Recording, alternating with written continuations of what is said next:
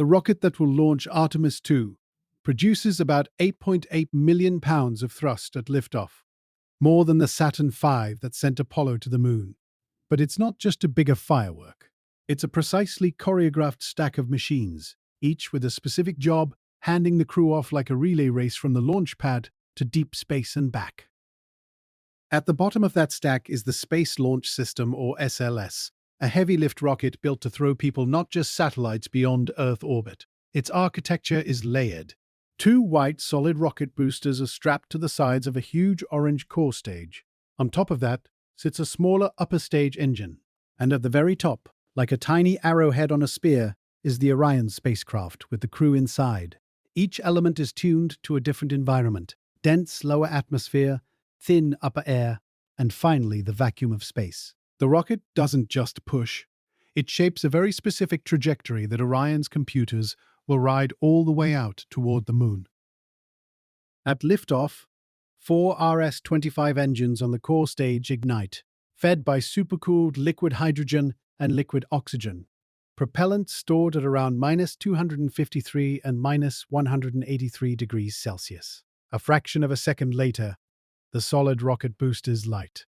Together they deliver that 8.8 million pounds of thrust, more than 39 million newtons, pushing the stack through what engineers call max Q about a minute after launch. That's the point of maximum dynamic pressure, when the combination of speed and atmospheric density puts the greatest aerodynamic stress on the vehicle. Throttle settings and steering are calculated so the structure never sees more load than it can survive. About 2 minutes after liftoff, the solid boosters burn out and peel away, no longer useful in the thinning air.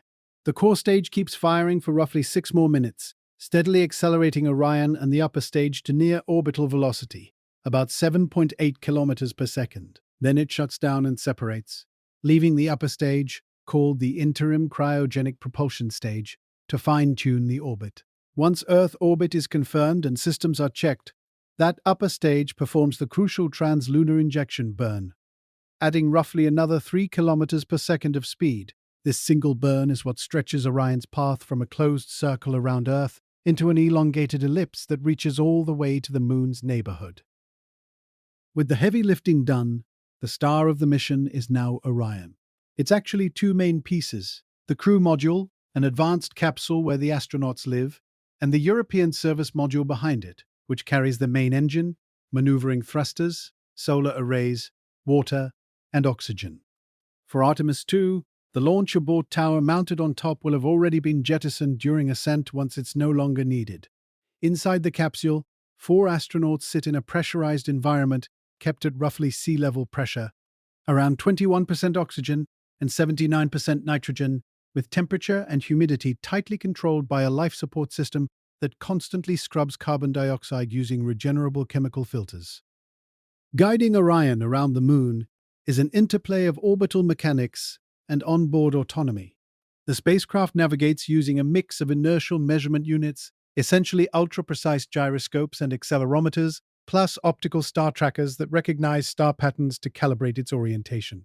Radio tracking from Earth refines its position and velocity to within meters and millimeters per second.